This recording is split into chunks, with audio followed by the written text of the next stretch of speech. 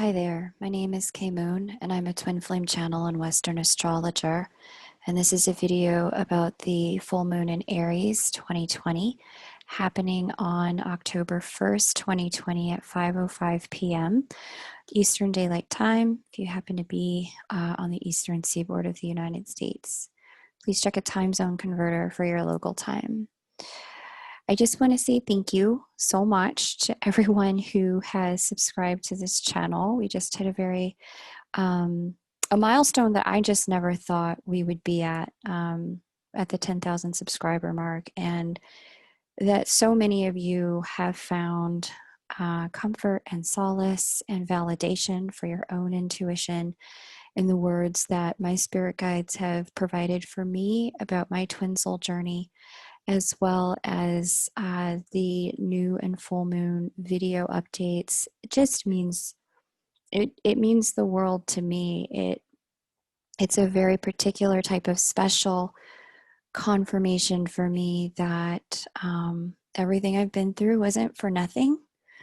Gosh, I didn't expect to get emotional saying this, but that it meant something and that it's helping someone, even if it was hard for me.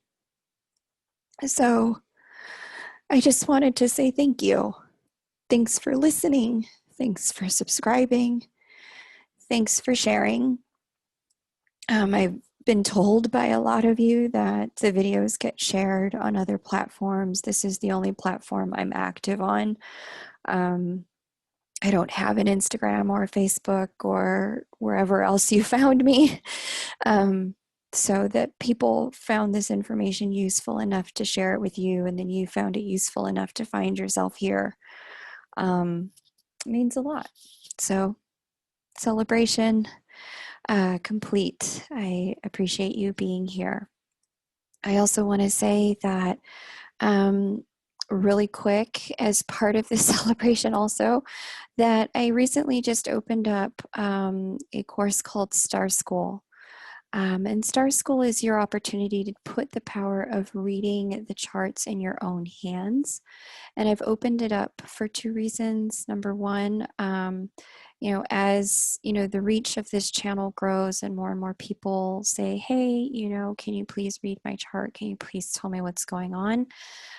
Sometimes I just don't have the availability that people need. I've been booked out about 6 weeks in front of whatever the current date is for many months now. And if I left the calendar open for longer than 6 weeks, I'm sure people would sign up for appointments after that time. So if you want to start to get to know your stars without the wait, I would recommend signing up for Star School, which you can see here over at kmoonastro.com. That's the website. You can sign up for Star School. We start on October 7th, so about a week from this video air date. And it's an 8-week course full of pre-recorded content that you can listen and learn at your own pace. And it'll help you understand astrology for yourself, but also if you happen to be someone experiencing a divine connection, Star School will help you understand that person so that you can get to a place of peace and working with the energies between yourself and the divine and your person, as opposed to constantly feel like you're getting whacked by the universal energy. I've split the course into two.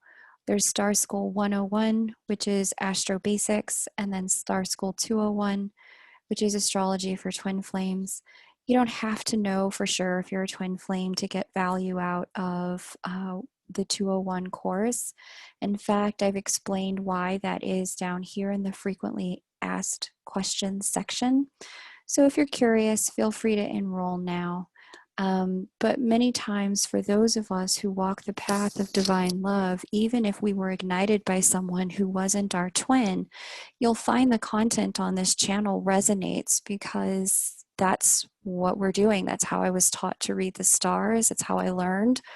And so, my my prayer and my hope for you and your connection is that peace be in your heart and joy be in front of you, in whatever format that takes, and that you're able to find yourself in union with love, whether you're ever in some type of romantic union with your divine counterpart or not. And those of you who are in divine union with your counterpart, my wish and prayer for you is that you continue to walk the path of love in your heart and continue to show humanity the way. Thanks for all each of you are doing. I know the paths you're each walking and living. It's hard. The path that you're on, if love is your spiritual teacher, is not easy. Some people choose business, some people choose children, some people choose love to be their spiritual teacher. And my heart's with yours. It stands with yours. Let's go ahead and get into the energies of this full moon in Aries, okay? All right, so we have this full moon conjunct Chiron here. Here's Chiron, here's the moon, both at 7 degrees of Aries. Aries is the sign of the self, our essence, the way we are in the world, our beingness and our amness. However, Chiron brings an energy of recognition of our wounding to that sense of self, our recognition of pain that we have endured as a result of being who we really are, and sharing that with the world. Especially during this full moon, you may find yourself experiencing some sensitivity around who you are and who you're not. And really finding yourself a hair triggered here and there about the way life is playing out, and a certain sense of self-deprecation and hardness on self as you reflect on where you're at in your life. Full moons are culminations, completions, they're opportunities for reflections and closure. And with the Chiron conjunct this full moon in Aries, and some of the other symbols, which we'll get into a moment, there just may be a sense of tenderness, internal tenderness around who you are and how you're being, that you're experiencing. So my encouragement as some of these insights and awarenesses come up is to just be gentle. Be as gentle with yourself as humanly possible. And understand that sometimes the growth is by facing and going into the pain, not by looking away from it. The better you is on the other side of getting really cozy and intimate with the parts of you that have been disowned by yourself or have been excluded by others, and finding out how they feel and what they have to say. Being intimate with ourselves in that way gives us the chance to bring those disowned parts home and become wholer than we've ever been before. So this full moon also brings an energy of, this full moon, here's the moon again. It's slightly in conjunct Mercury. That in conjunct is going to get louder, and that Mercury is conjunct Juno. Juno is all about our partnership energy. But the two of them are sitting here in conjunct, meaning 150 degrees apart from this full moon in the sign of Scorpio, no less. The sign of Scorpio gives us an opportunity to face our shadows and our fears, as well as the parts of us that are sensitive and transforming, and our emotions about that. Because this in conjunct is going on and Mercury is consciousness, in conjunctions can bring an energy of the energies just not fitting really well together. So while this energy of heightened sensitivity is happening from the full moon and our recognition of our wounds for ourselves, Mercury, who is in shadow and will start to go retrograde very shortly here. Let me give you the exact date. That Mercury retrograde date is it's October 14th. This energy is wanting to do the work on self-reflection, but is at the same time a little bit too caught up in the feelings of the wounding, the triggers of the exclusion, the self-deprecation to actually be able to excavate consciously the pieces that we need and the information that we need to be able to understand how we got here and what we can do to move into a better place. Post the Mercury retrograde, we are going to get greater consciousness around these things. In addition to that, you'll find that as the moon moves out of this position and starts to gear up for the new moon in Libra, the clarity is going to start to come closer to that time. So in the meantime, while all the feels are happening, hang in there. Make note of what the feels are about, because the clarity will start to come in the coming days.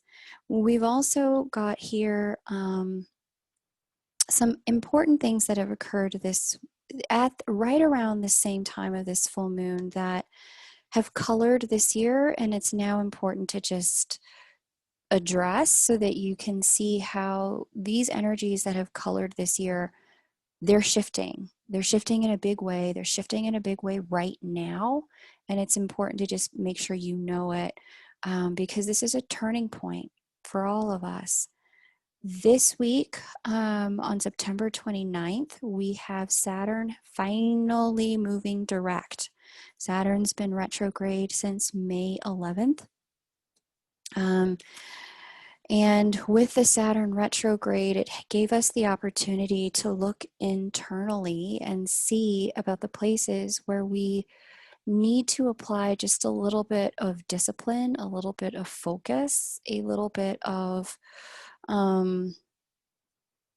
discipline, focus, work ethic, and structure. And for some of us, this period of time may have felt just a little bit like it's hard to grasp that energy is not there, it's not available in the way that we're used to. Now with Saturn direct, you may find suddenly the motor starts to kick on, the engine kicks on, and it's a bit of like a wake-up call, like, oh wow, there's only how many months left to this year? What did I want to accomplish? In addition to that, the Saturn retrograde can sometimes provide a little bit of a self-restriction in the area of life where Capricorn is sitting. Here's that Capricorn sign. So check your chart for which house has Capricorn or what planets have Capricorn, because or sitting in the sign of Capricorn in your natal chart. That's where you're going to find for yourself that a shift is occurring this week in that area of life or with those aspects of yourself, those planetary energies, where you just start to feel like you get a little bit more of yourself back.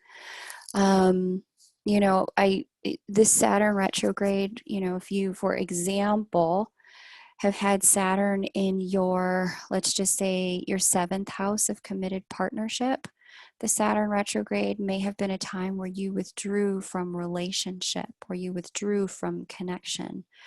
If you had Saturn in the opposite house, your 1st house, this may be a time where you have self-repressed from the world, like you've just pulled yourself back for a little while. And now you may start to feel like, okay, I'm ready to move forward again. So look for that energy there. Pluto is about to go direct on October 4th. So here's the Plutonian energy right here. And that also is interesting because Pluto's been retrograde since April 25th. So that time period of late April, May, June, July was when energies probably shifted significantly for you in terms of, your ability to feel like you can move forward in life. And it was right after that we had one of the meetups of Pluto and Jupiter. We had one in March. We had June 30th. We've got November 11th coming up, depending upon which hemisphere of the world you're in. And so the Pluto-Jupiter meetups, Jupiter went direct on September 13th, and now that both Pluto and Saturn are about to be direct, is going to clean up some of the heaviness we've all been feeling this year. And it's going to allow us, still going to be a heavy time. We got a ways to go, but it'll allow us to feel like, okay, I have a little bit more access to my own power to start to make moves again. I'm not being pressed back by life as much as I have been. So that's exciting. Because all of this is happening at the same time as this full moon, right? And full moon is in the sign of the self.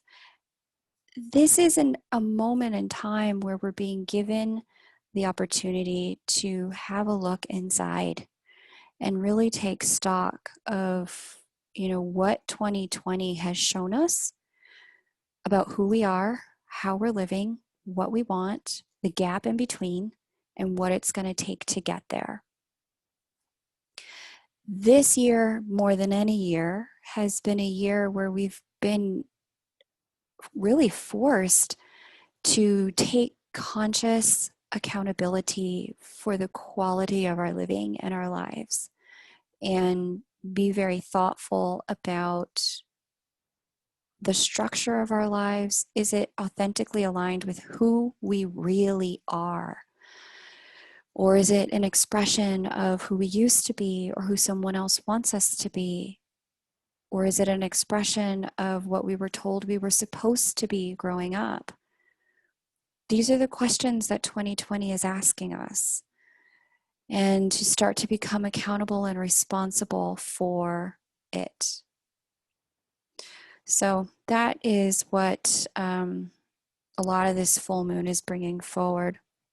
Interestingly enough, we also have at the time of this full moon, this energy here, we've got a Mars, Lilith, and Eris conjunction. So this red guy here is Mars, sitting in the same sign as the full moon. Now, Mars in and of itself is very neutral. Mars can be outward projected energy, outward moving energy, forward momentum.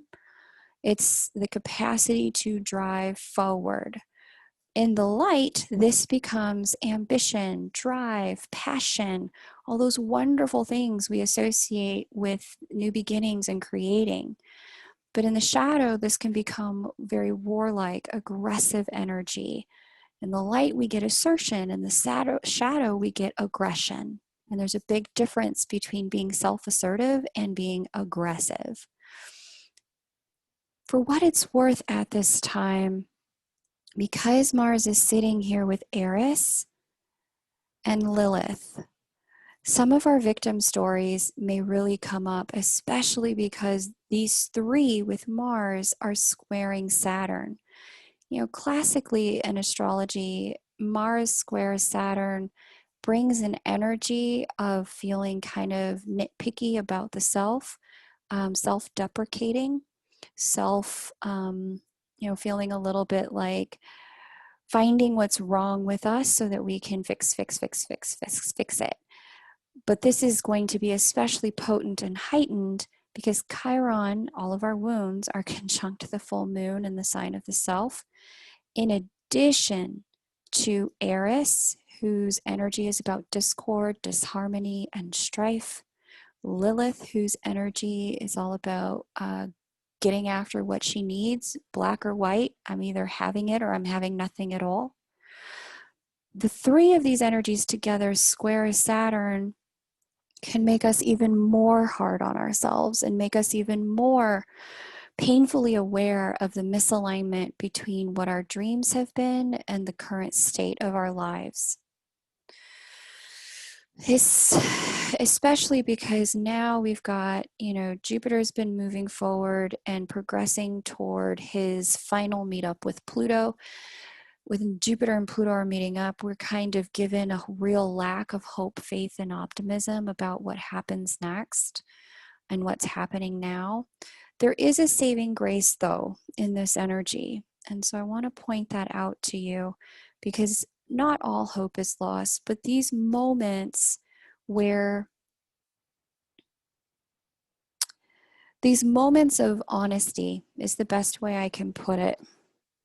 And these moments of truth with ourselves about, yeah, this is where I want to be and this is where I'm actually at.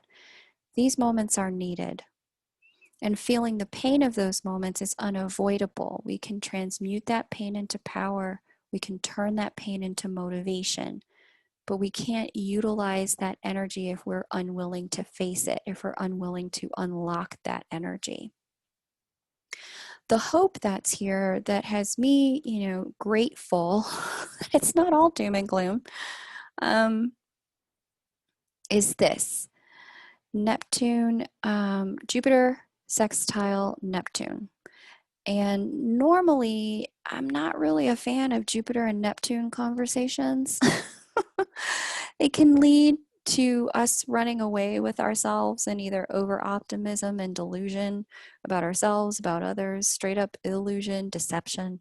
However, in the sextile position, what these two are giving us at this moment in time is Neptune as the higher octave of Jupiter. As one of my astrology teachers, Nadia Shah, taught me, Neptune is providing a little bit of a faith boost here.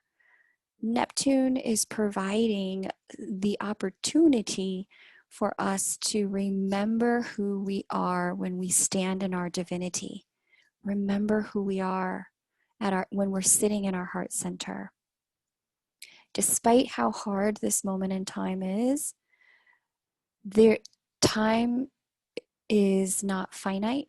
Times always change, they always shift. And this particular moment in time is allowing us to see some hard truths, but we're not going to see them without the faith that things could be better. And it's this dissonance between where it's at and where we know it's possible to have things for ourselves or our lives be. It's this dissonance that's causing the pain. But it's the faith aspect here that's going to get us toward the actions required to change. And that's really important to remember. Okay. Let's see. Yeah, I talked about the Saturn square Mars thing, but it's not just that. It's this whole ending energy out here in Capricorn, speaking to this whole I'm triggered energy over here in Aries. Because these two are in a hard angle to one another, there can be a bit of shadow coming out in collective energies, the energies you see around you.